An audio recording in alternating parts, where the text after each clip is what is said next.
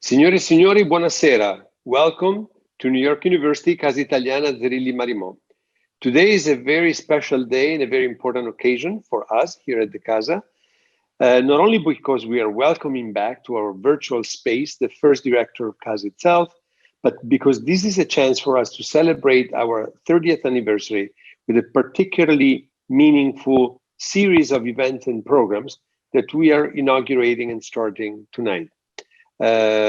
Probably not many of you remember that the first big public event that Casa organized with Professor Ballerini was entitled The Disappearing Pheasant.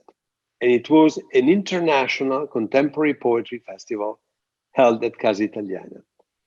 The pheasant that reappeared there disappeared then from the Casa for quite a long time. We had events with poets, with critics, but never a real, massive, meaningful presence like the one that was possible during that first magic kermesse of poetry. So we asked Professor Ballerini that in the meantime, after a long tenure at UCLA, has finally returned to his home. We like to think that New York is home for him, in New York City, just a few blocks from Casa Italiana, as luck would have it. And we asked him to help us revive that pheasant that disappeared, reappeared, and we hope to bring him back again, the pheasant of poetry. And he's going to tell you more about this quote because he picked it. And tonight, as I told you, we just called this simply an introduction to contemporary Italian poetry. Luigi Ballerini, as I told you, is a professor of Italian literature. His interest ranges from the Middle Ages. The first time I met him, he gave a fantastic lecture on Guido Cavalcanti at Stanford, and of course, contemporary poetry. But the last book by Professor Ballerini we presented was on edible herbs. It was here at Tutti a Casa, our series for Casa Italiana. And then I was writing a short article on Edgar Lee Master, and I found out that the best translation available is by Luigi Ballerini. So he's truly a multifaceted intellectual. He's a publisher. He runs the imprint Lorenzo da Ponte Library for University of Toronto Press. Casa Italiana has started also collaboration with that. The Lorenzo da Ponte Library has brought to American readers new English translations of Italian classics that were no longer available for the English-speaking world. So truly, it's a great pleasure to welcome Professor Ballerini virtually back to Casa Italiana, and especially for this project. This project is still shaping up, but I assure you that it's going to be a complex, fun, exciting series of programs and events, both live, because hopefully we'll be able to offer a great part of these events live in the way that we prefer, but also with an online component that is going to be continued. So today we have the first introductory lecture to the series. We are going to have two more in the spring semester, always offered online. Then we're going to have a seminar in which basically Professor Ballerini will have guests, both poets and critics, and interview and entertain a dialogue with them, both American and Italian, and they will also engage in a dialogue. The final event is going to be, again, a symposium where we bring them together. Something that we've been missing in this phase of the pandemic is to be able to bring people together. We are all isolated. So hopefully that event will also be the chance to reunite around poetry. We have many other things in the making. We are thinking possibly about a poetry archive, maybe a sound archive with recordings. We are working on a project that will be a virtual house of poetry, a sort of virtual mapping of Italian poetry. We are still studying, and I assure you we are having fun in the process of understanding what would be the best form to present this house of Italian poetry, of contemporary Italian poetry, very much along the lines of the palaces of memory, these mnemotechnic constructions that have been studied by our dear friend and colleague, Tina Bolzoni, something like that for poetry. So you are entering a workshop, you are entering a place in which things are developing, and we are delighted that the architect and the maestro di questa bottega is Luigi Ballerini, that I invite you to listen to very carefully in his introduction to contemporary Italian poetry. Professor Luigi Ballerini. Well, thank you very much, Stefano.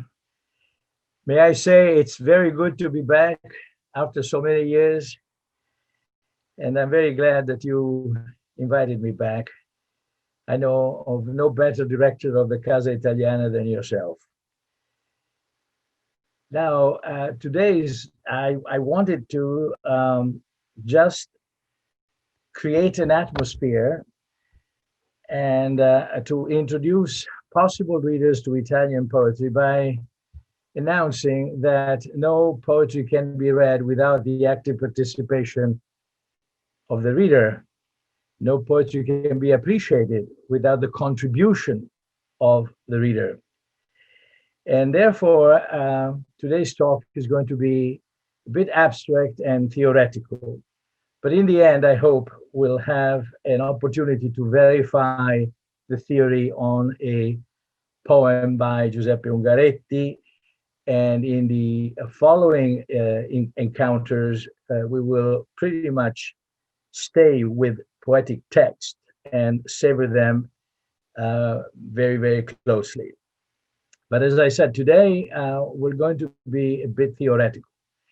And so let me start by,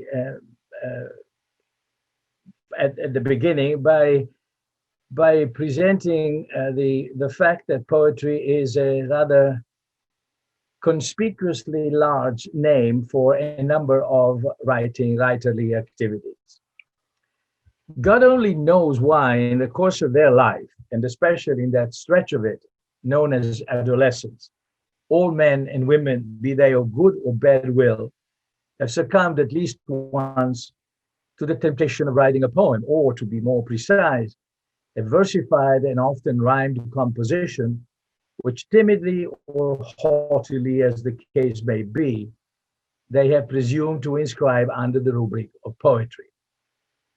We ourselves, who apply the term of poetry to the epics of Virgil, of Ariosto, Dante, Homer, Milton, Camões, to the songs and soliloquies of Petrarch, Shakespeare, Donne, Leopardi, Goethe, Shelley, Wordsworth, Baudelaire, the lays of Marie de France, the sonnets of Gasparo Stampa and Vittoria Colonna, and the nearly infinite number of great lyricists, we ourselves, as it were, feel no compunction in applying the word poetry to such innocent and time-honored stanza as Clement Clarke's Moore, "'Twas the night before Christmas, when all through the house not a creature was stirring, not even a mouse," or to Anselmo the Crusader, penned by Giovanni Visconti Venosta in 1856.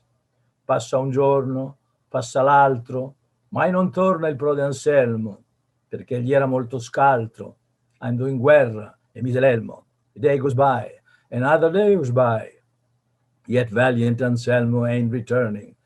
Shrewdly, with a helmet on his head, so as not to feel the hurt, and a jousting lance in hand, off he went riding a pony. As well as to what has been unanimously labeled the worst set of verses ever conceived by a human mind, the Tay Bridge Disaster, a text authored by the late 19th century Scottish poetaster William Topaz McGonagall, to lament a December 28, 1879 tragedy.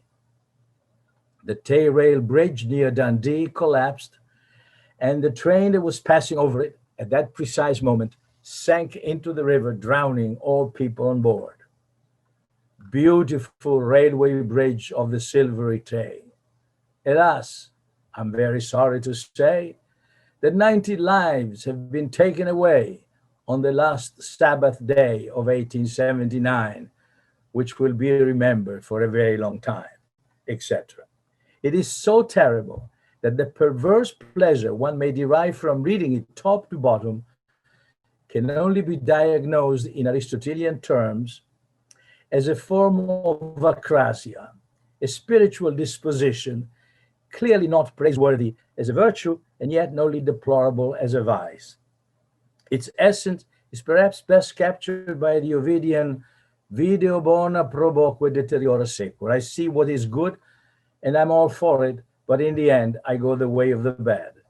With these words, Medea recognizes the obligation that tie her to her father and her fatherland, but chooses to ignore them for the love of Jason. Admittedly, the stakes surrounding the pleasurable guilt people experience in reading a poem that appalls them are not as high as those that mark the theft of a golden fleece.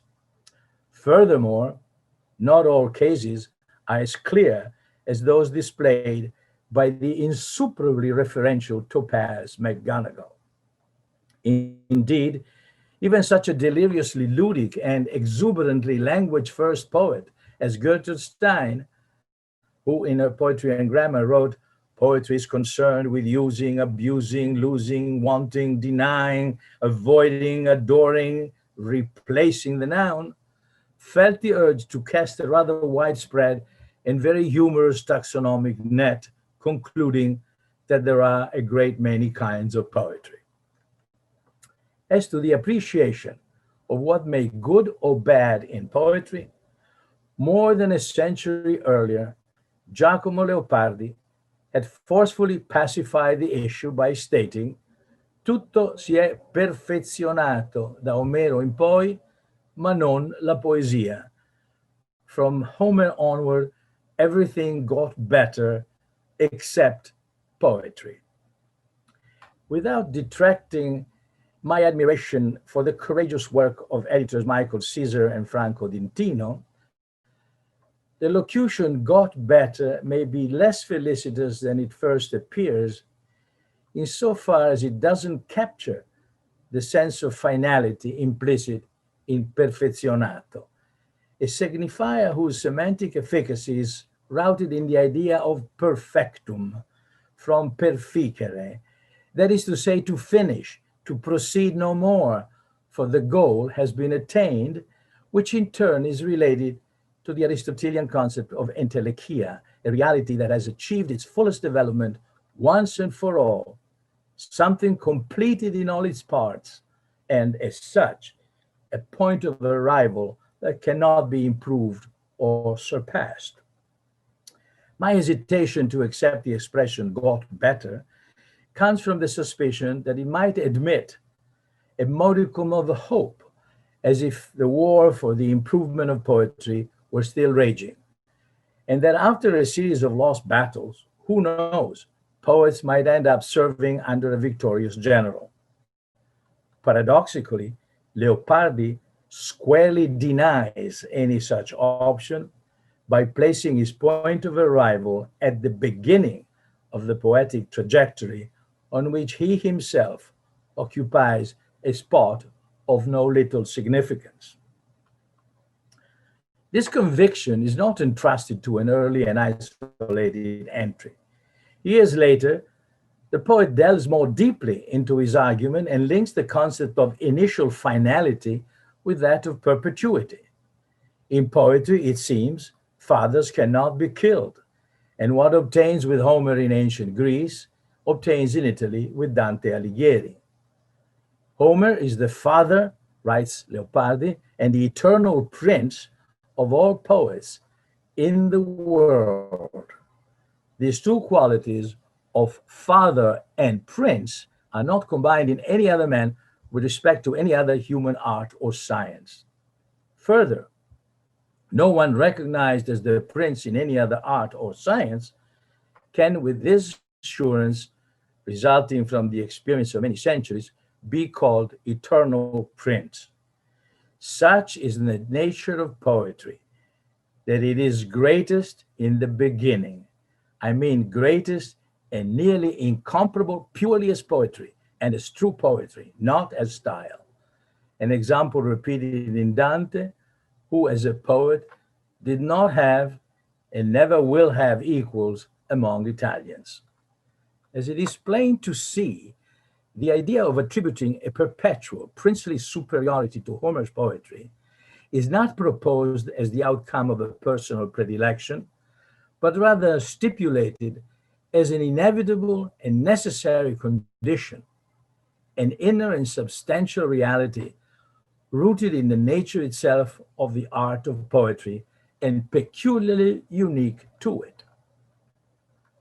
Another crucial step in the gradual surfacing of Leopardi's discourse, or if you prefer, another surprising, paradoxical, and illuminating corollary, can be drawn from the central core of his reflections on the nature of poetry, is taken by focusing on the word disegno, deployed in the double occurrence of intention and blueprint. The infinite superiority of the Iliad over all subsequent epic poems is attributed to the simple fact that the authors of these later poems pursued a unity which Homer did not set himself as a result of that same increase and establishment of art which fashioned and governed them, and which they pride themselves in, but which Homer himself did not know. And that they fall short precisely because of that increased perfection of design, an alleged perfection that is what constitutes the greatest and most essential flaw in their design, a flaw which no one recognizes in them, but whose effect cannot fail to be felt, and which people attribute to causes that are not the true ones, while wrongly requiring those poems to produce effects that are not truly compatible with the design that is so praised in them.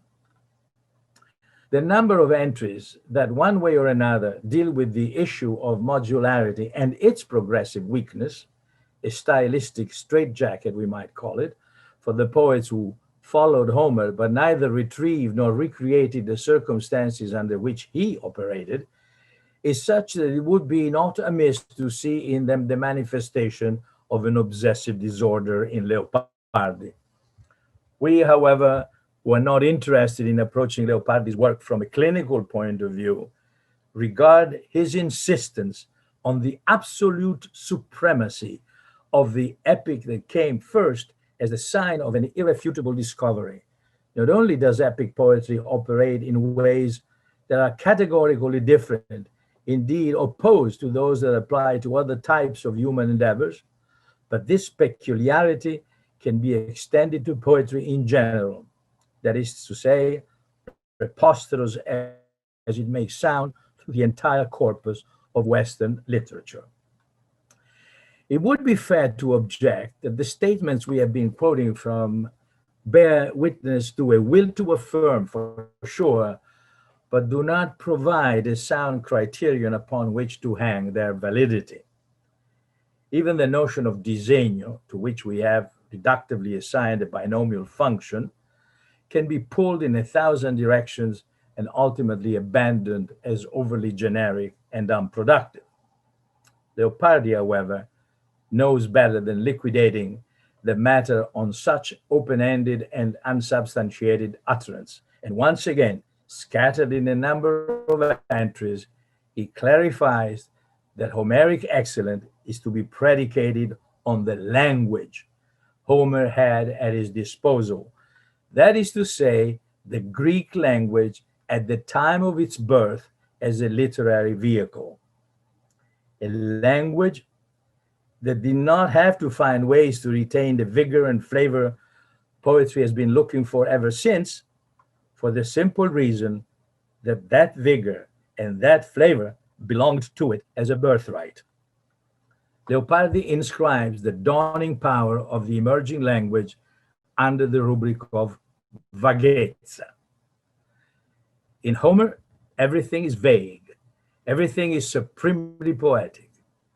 using the term in its fullest truth and rightness and force, starting with the person and his history, as well as the supreme antiquity and distance between his time and later ones, and especially our own, and becoming greater by degrees, which in itself contributes so much to stimulate the imagination.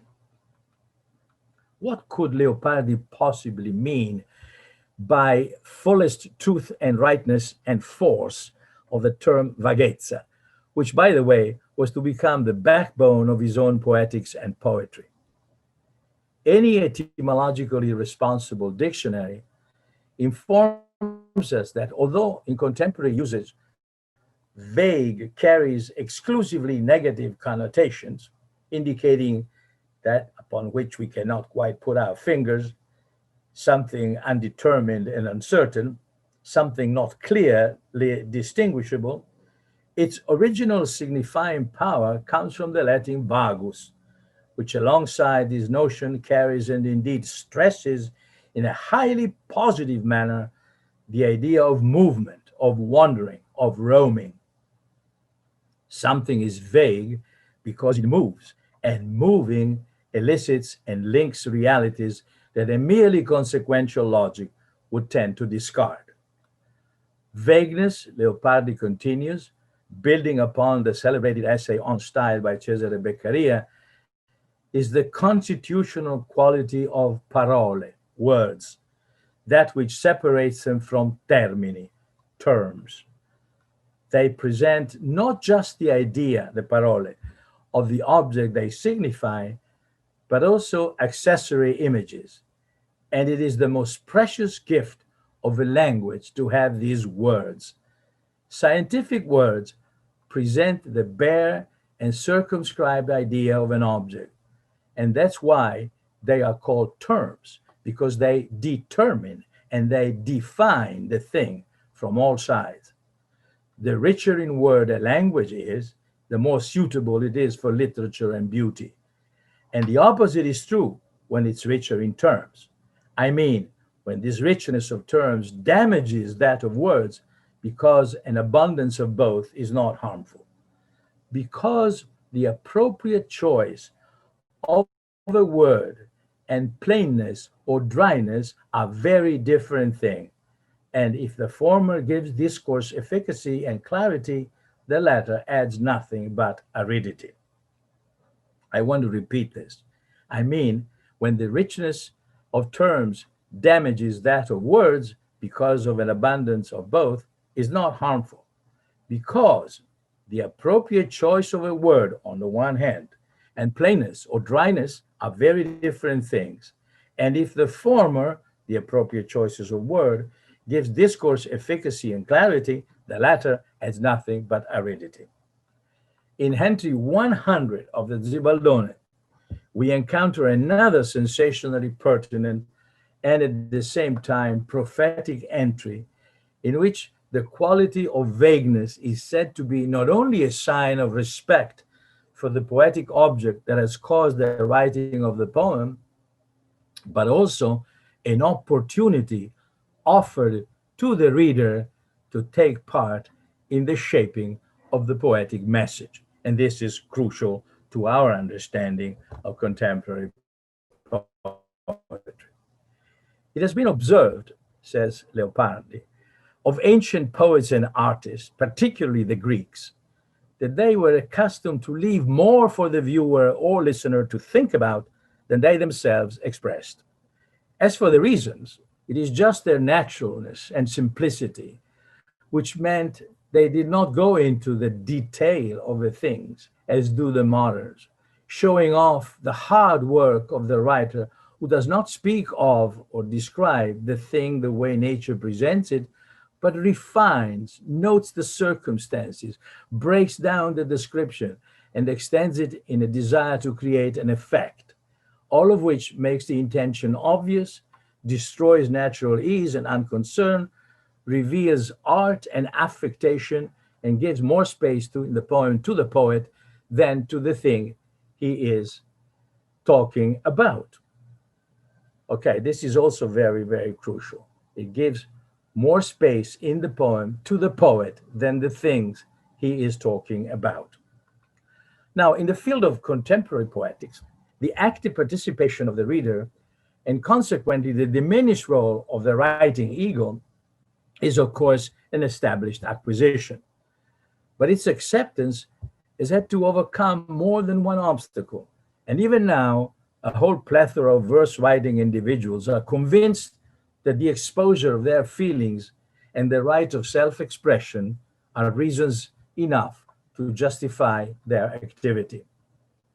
Leopardi's position on poetry would appear, in fact, to be supported by the truly masterful cross like diagram devised by Roman Jakobson in the late 50s and published in 1960 as Linguistics and Poetics.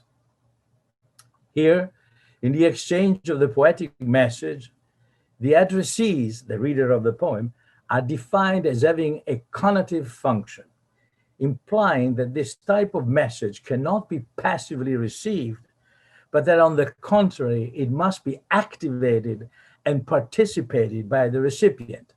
In other words, no poetic experience will ever materialize unless readers of poetry heed to their inner wish and appropriate individually the emotive energy hiding in the materiality of the language proposed by the writer of the poem. Let's spell it out. There are no great poems without great readers of poetry.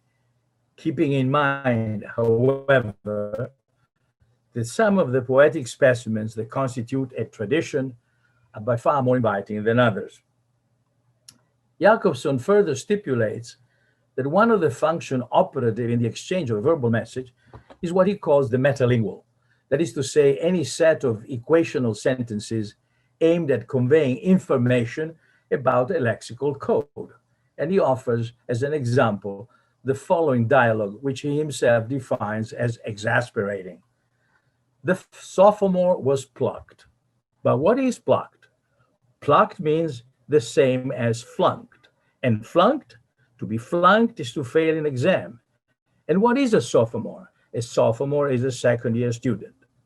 The metalingual, then, is the function whereby the sender of the message and the recipient exercise or try to exercise some measure of control over the exactness of the meaning carried by the linguistic vehicle.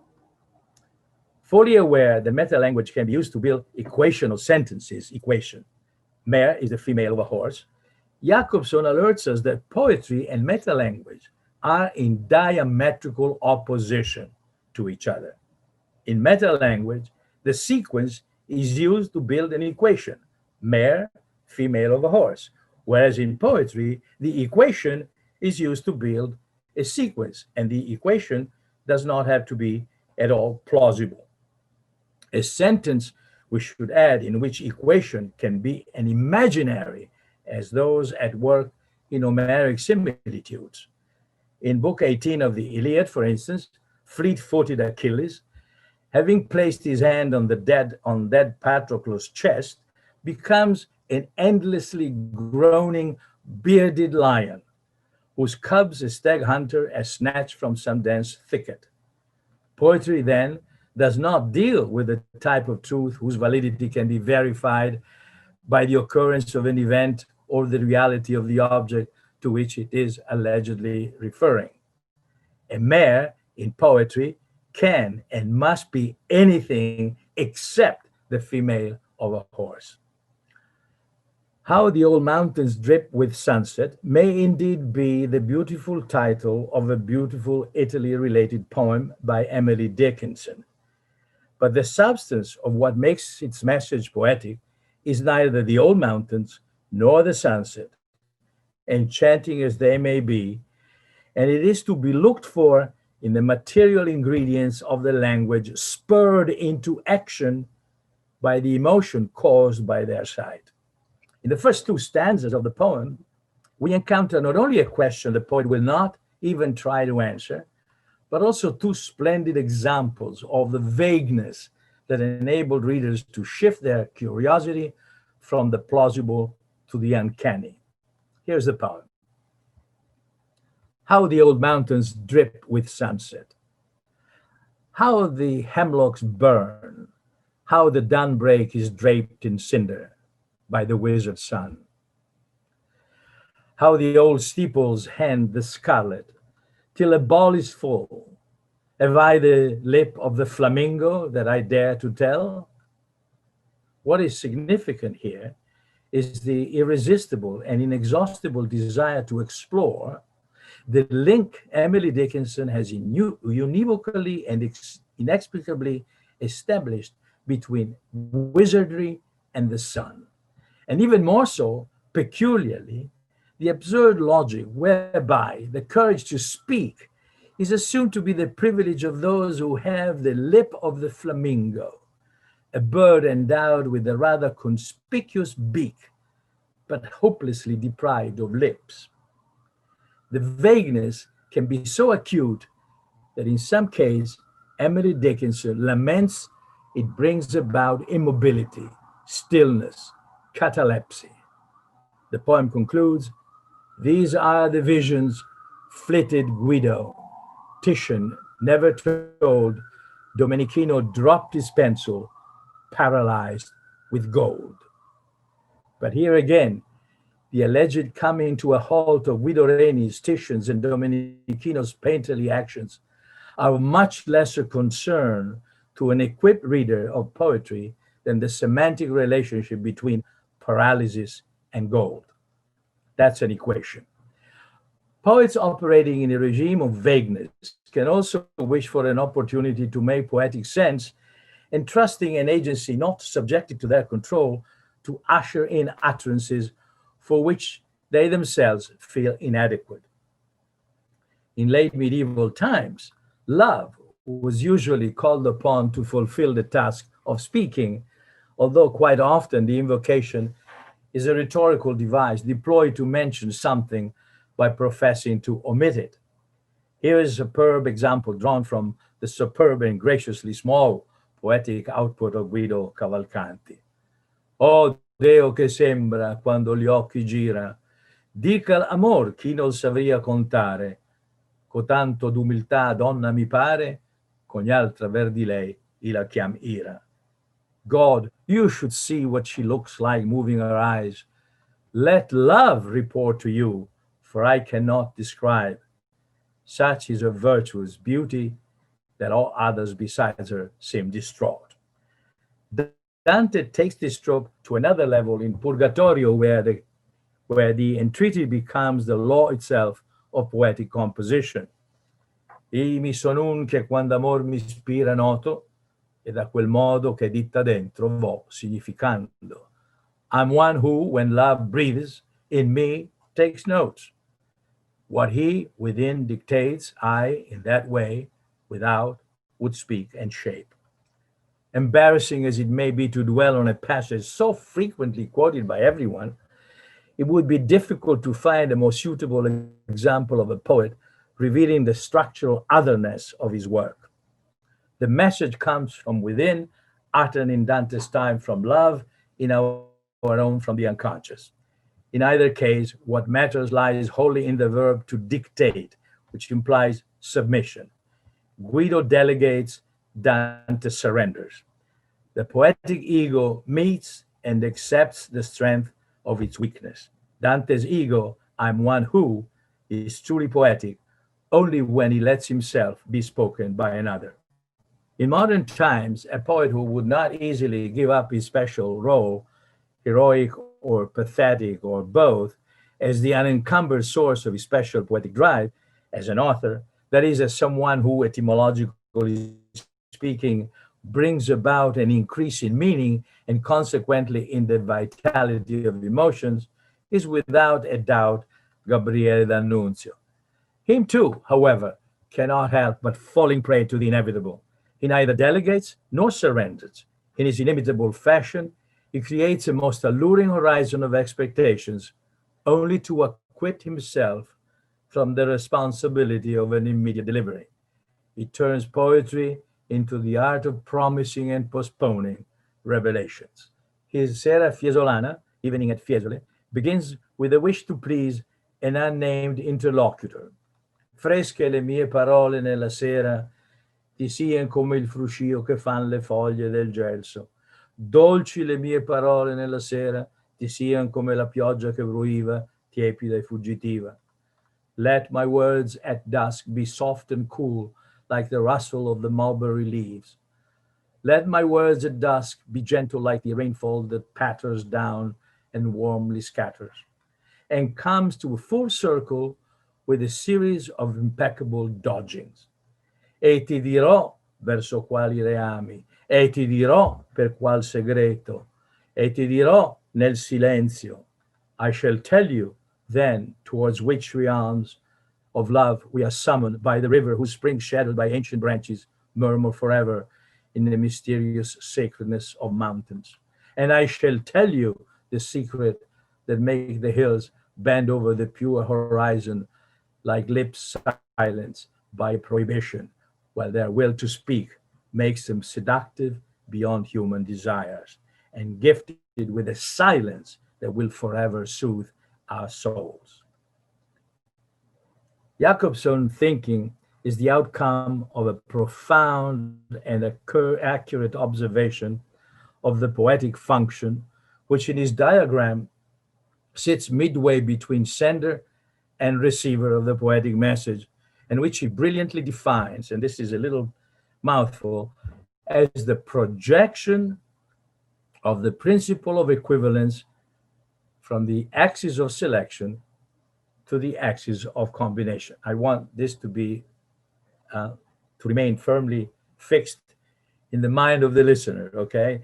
The projection of the principle of equivalence from the axis of selection to the axis of combination. That's what makes a message a poetic message.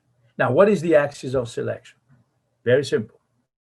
You can choose child, kid, youngster, taught, they're all equivalent. What does he do? The child sleeps, maybe he dozes, maybe he nods, maybe he naps, they're all equivalent. So there is an axis of selection, something you can choose from plausibly. Now, this is predicated on sense, on verifiable facts. Speech chain is formed by the assumption of plausibility, affinity, similarity in the axis of selection. In the axis of combination, to which we apply the same principle of equivalence, speech chain is formed by assumption of contiguity, sound, rhythm, pause, length.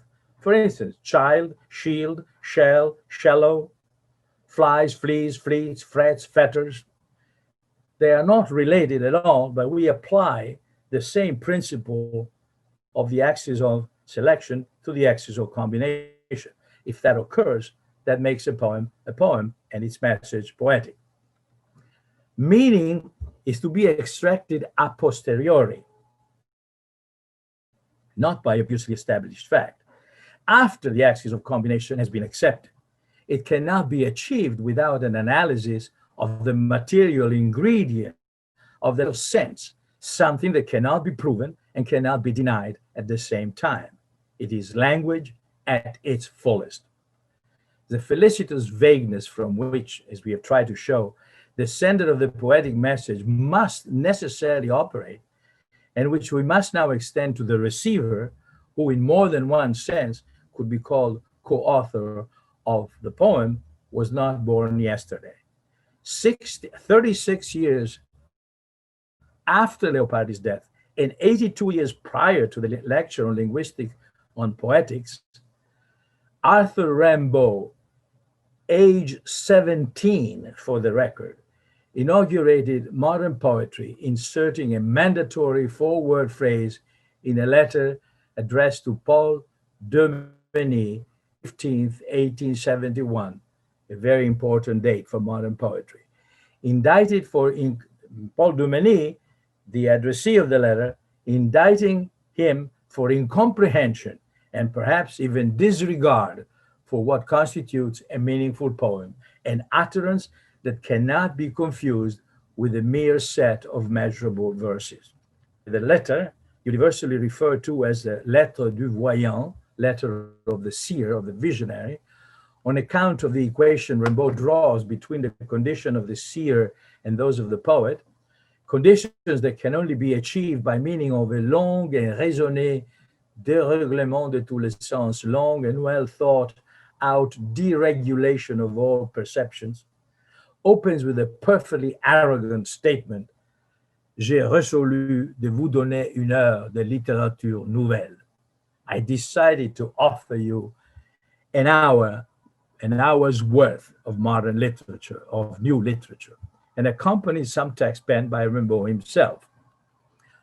The phrase is the well-known rebel yell, Je est un autre. I is another.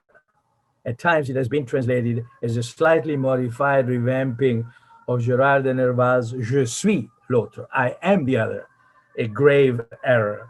An unbridgeable divide separates the nightmarish lack of a defined identity that haunts Nerval's verses and Rimbaud's formidable intuition, whereby the an I, predicated by the verb to be in the third person, is rather than am, turns the enunciation of what looked like a predicament, and not without reason for centuries the I has taken for granted the identity of I and self, into the admission of an inevitability.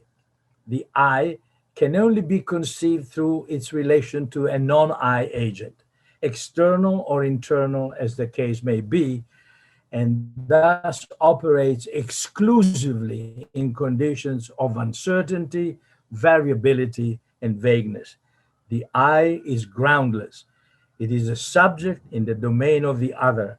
The other speaks words that constitute the I.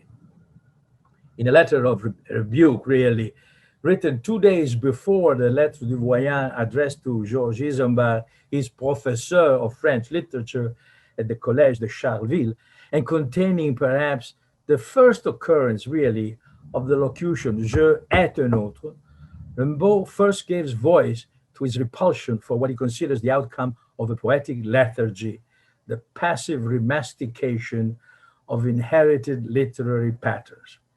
Having informed his interlocutor of his invincible desire, actually sort of a divine vocation to become a poet, that is to say, a voyant, a seer, a visionary, it puts forth the condition both sufficient and necessary whereby poetry, objective poetry, can come into being.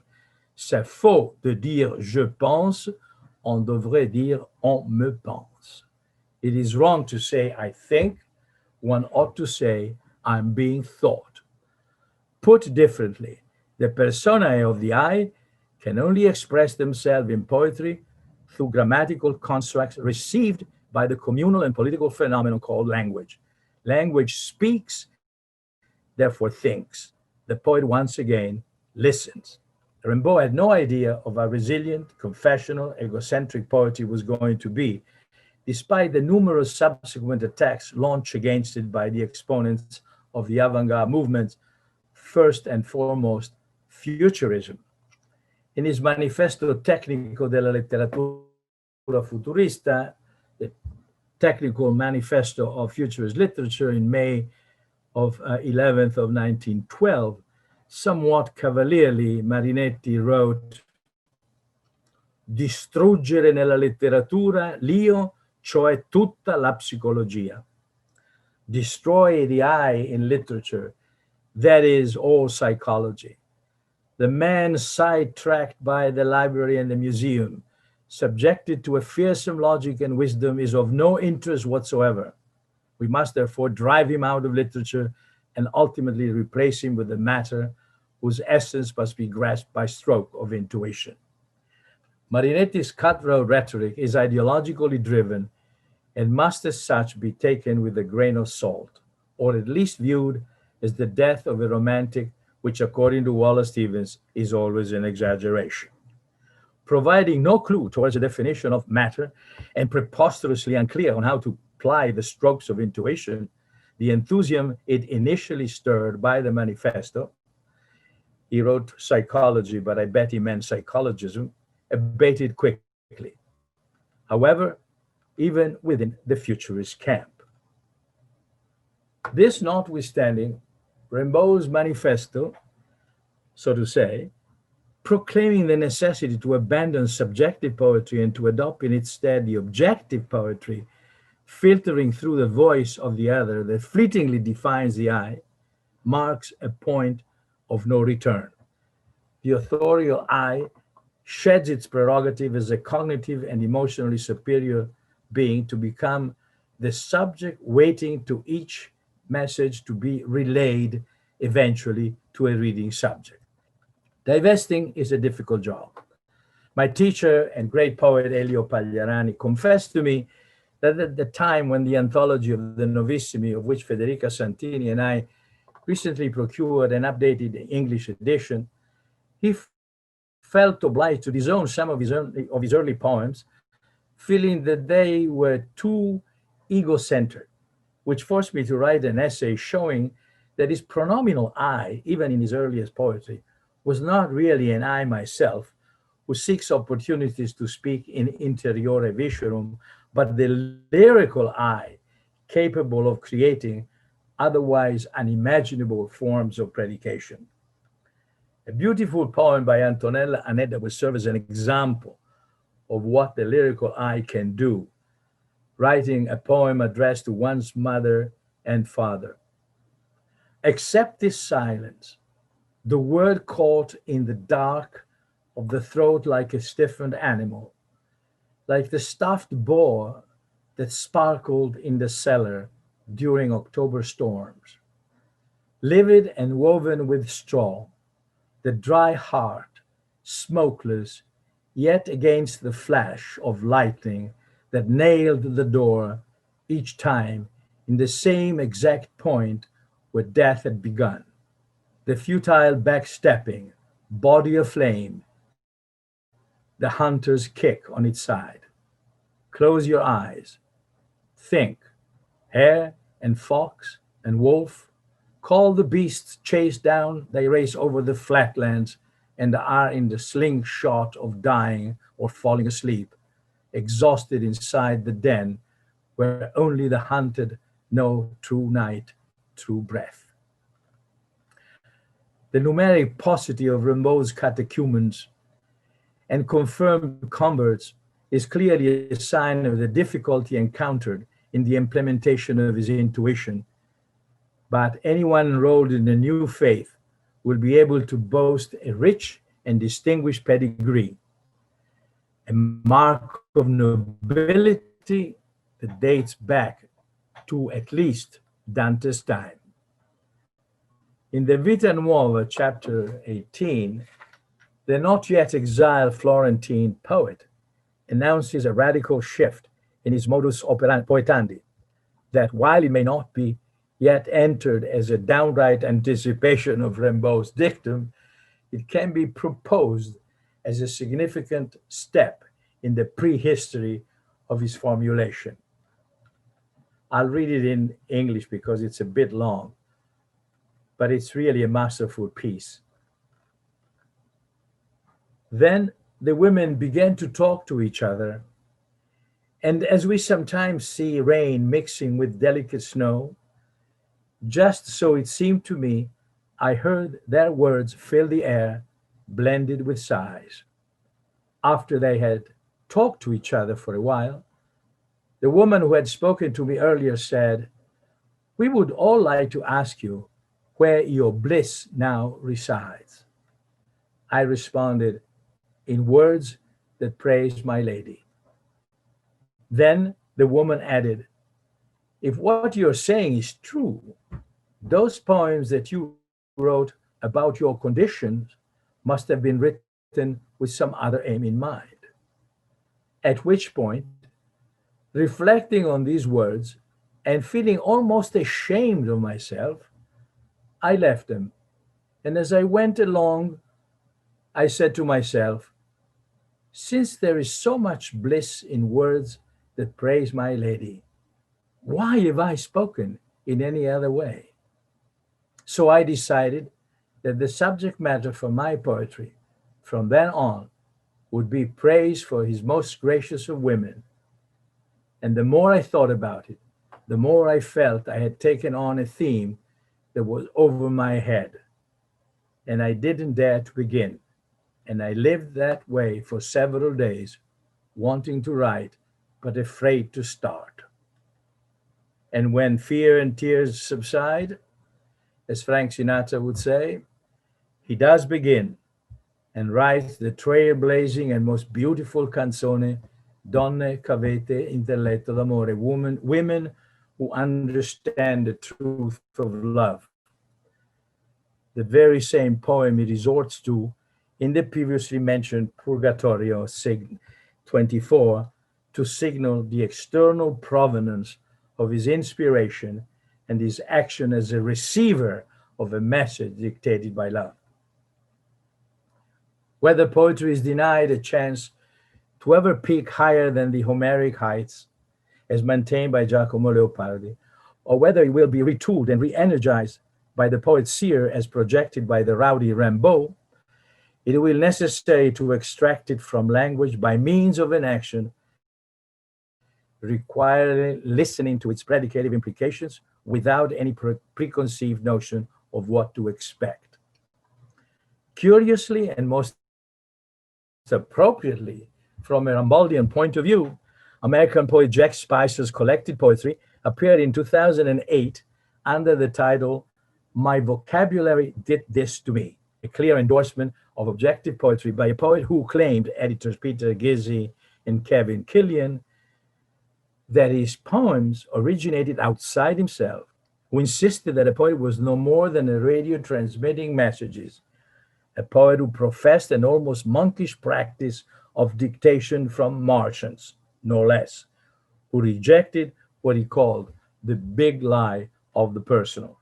This lack of control over the making of meaning on the part of the poet could cause some anxiety.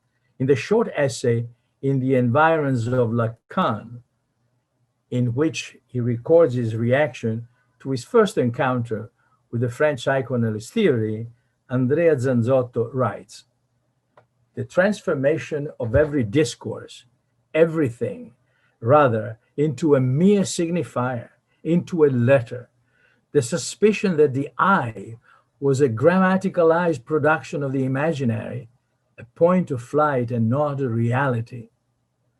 But could one really affirm, speak, make plain of all this? Wouldn't one's mouth remain irreparably dumb? Wouldn't all the cerebral relays have short-circuited? At that time, no truth effects that were not destructive reached me from any quarter, while in me were accumulating as if to give to the eye a kind of ironclad super consistency, strata that were evermore accursed with anxiety." What Zanzotto in the late 50s viewed as threatening, Wallace Stevens in the late 40s had already assumed to be the most productive, indeed necessary conditions for poetry to be of any service to humanity. The point, he declared, was not meant to transmogrify an experience defined in advance, but to record the shake-up caused by it in the language of the subjectified ego. He said it best in his The Creation of Sounds, from the book of Transport to Summer, published in 1947. Let me read a few stanzas from it. If the poetry of X was music, so that it came to him of its own, without understanding, out of the wall, or in the ceiling, in sounds not chosen, or chosen quickly, in a freedom that was their element, we should know that X was an obstruction, a man too exactly himself, and that there are words better without an author, without a poet, or having a separate author, a different poet, an accretion from ourselves, intelligent beyond intelligence, an artificial man at a distance, a secondary expositor, a being of sound, from one who does not approach through any exaggeration. From him, we collect. Remarks to what I hope will become, as Stefano Albertini announced an extended seminar to be conducted next year at Casa Italiana, Zerilli-Marimò, as well as new festival of poetry with Italian-American poets and critics of poetry, let us collect from a double reading of a short poem by Giuseppe Ungaretti, fragment 27 of the Ultimi Cori of the Promised Land, the last choruses of the Promised Land, 1960. The Promised Land, which means really the promise of a land. The poem is very short, so I'll read it first in Italian. L'amore non è più quella tempesta che nel notturno abbaglio ancora mi avvinceva poco fa tra l'insonnia e le smanie. Balugina da un faro verso cui va tranquillo un vecchio capitano. Love's no longer the storm that in the nocturnal dazzle charm me still among sleeplessness and fits of angst, flickering from a lighthouse towards which peacefully sails an old captain. Let us first read the poem, ignoring the projecting principle of equivalence between the axis of selection and that of combination. Let us just pay attention to the first axis, whereby the verb at the beginning of the second stanza, balugina, flickering, seems naturally connected with the propositional subject of the first stanza. To flicker, with the metaphorical mediation of flame, can plausibly be selected to connote love. So we would have love is no longer a storm, love flickers from the lighthouse. In this case, the information the reader receives passively from the second stanza is nothing but a delightful rehashing of what the first stanza has already delivered. No longer a tempest, when old age sets in, love becomes a flickering flame. This, however, would only be a prose rendition of the poem's apparent subject matter. Indeed, you don't need a poem to arrive at such a disconsolate conclusion. So then, let us probe the axis of combination, which in our case is linked to rhythm, cadence, word positions, punctuation, and even some paratextual elements such as the wide space separating the two stanzas. The suspended flow of the discourse enhanced by the white space and the comma at the end of the first stanza, it is not a printing error. It has remained untouched in its place since the very first edition, enables us to make flickering an attribute of old captain. Yes, the old captain can be flickering according to the principle of equivalence, of the projected principle of equivalence. It is certainly not the first time Ungaretti positions the subject at the end of the proposition. It is rather a frequent styleme of his. This caused a radically different reading of the second stanza. It ceases to be an iteration of a well-known geriatric condition and ushers in an intriguing psychological issue. The flickering old captain moves away from a lighthouse towards which he peacefully sails. In the space opened by the contradiction, the reader must consort actively, connotatively with the poet, and a personal confession becomes a universal quest. We shall reconvene in the spring to paint a picture of Italian poetry since 1956, the annus mirabilis when concomitantly Pasolini founded the magazine Officina and Luciano Anceschi launched the journal Il Verri, causing a crisis in the old poetic regime, generally known as Hermeticism, and fostering a radically new cultural and poetic climate, generally known as poesia di ricerca, or research poetry, or better still, researching poetry. It is all for now. Much obliged to all who endured this small tour de force, and of course, to all those who made it possible. A presto.